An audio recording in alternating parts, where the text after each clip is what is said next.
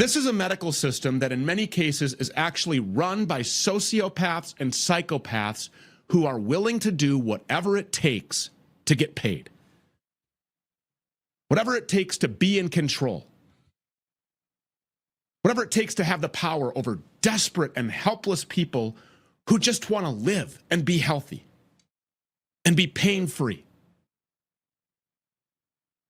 And in no field of medicine is this truer than it is in organ donation, which really can just be defined as organ harvesting.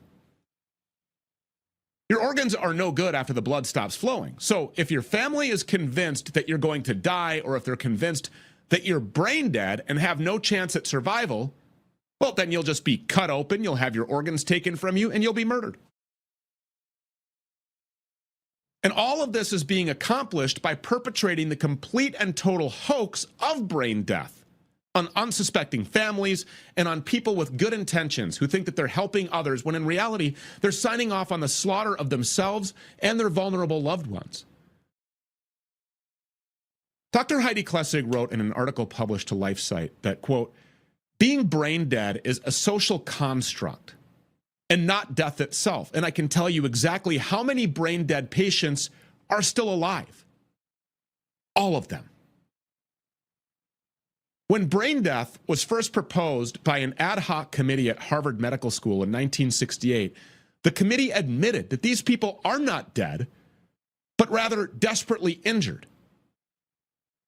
They thought that these neurologically injured people were a burden to themselves and others, and that society would be better served if we redefined them as being dead. End quote. There have been numerous people, including, of course, children, who have woken up and proceeded to make full recoveries after their families were told that they were brain dead. I have such a passion for fully informed consent for the public who have been misled, who have been deceived. You know, doctors, lawyers, philosophers, scholars have been vigorously debating whether brain death is true death for almost 60 years now. But the public has been kept in the dark. The public, as you mentioned, just sees the brightly colored posters at the DMV saying, be an altruistic person, be an organ donor. And so they redefined. There were no studies, there were no tests, there was no data that these people weren't dead. This was just redefining by the stroke of a pen. Suddenly, these people that we had always considered up till now to be alive were now somehow dead. And this was very useful. You know, it kept doctors from being sued when they used these people as organ donors. This redefinition was very useful because it allows doctors to skirt a universal moral ethical standard called the dead donor rule. The dead donor rule says that people must not be alive when organs are removed, and they may not be killed by the process of organ removal. But if by sleight of hand, by the stroke of a pen, we simply redefine certain comatose people as somehow being dead already, well, now they meet the dead donor rule and we can proceed. I was indoctrinated just like everybody else. And in the late 1980s, when I was doing my residency program in anesthesiology, I came in for a night call one night. And the staff anesthesiologist told me, Klessig, glad to see you, glad you're here. We're going to send you up to ICU. We've got a brain dead man that you're going to bring down for an organ harvest.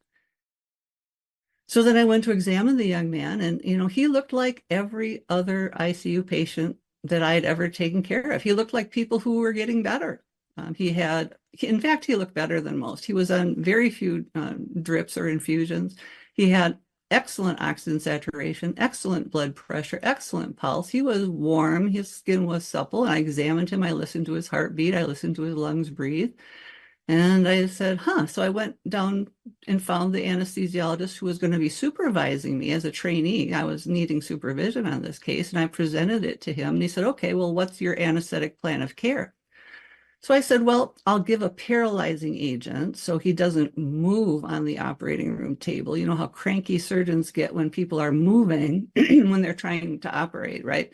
And then I said, well, and I'll give a potent narcotic like fentanyl to blunt any blood pressure or heart rate elevations that might damage the organs.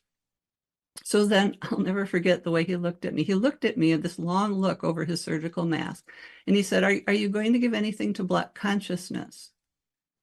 And I was stunned. I asked him, I said, well, why would I do that? Isn't he dead?